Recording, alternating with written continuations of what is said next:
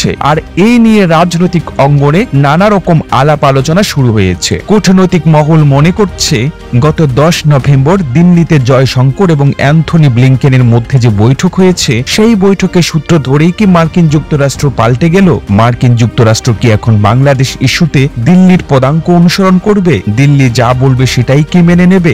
গত 2 বছর ধরে বাংলাদেশ প্রশ্নে মার্কিন যুক্তরাষ্ট্র এবং ভারতের অবস্থান ছিল দুই মেরুতে। ভারত যেখানে বাংলাদেশে গণতন্ত্রের ধারাবাহিকতা, সংবিধান সমুন্নত রাখা এবং বর্তমান সরকারের প্রতি অকুণ্ঠ এবং নিঃশর্ত সমর্থন জানিয়েছিল, মার্কিন যুক্তরাষ্ট্রের অবস্থা ছিল তার ঠিক উল্টো। যুক্তরাষ্ট্র মনে করেছিল যে বর্তমান সরকার ঠিকমতো চলছে না, তারা অবাধ, সুষ্ঠু ও নিরপেক্ষ নির্বাচন করবে না। মানবাধিকার বিষয়ে তাদের অনেক বক্তব্য ছিল। সবকিছু মিলিয়ে মনে হচ্ছিল যে মার্কিন যুক্তরাষ্ট্র বোধহয় বর্তমান সরকারের বিরুদ্ধে একটি অবস্থান নিয়েছে। যদিও মার্কিন যুক্তরাষ্ট্রের পক্ষ থেকে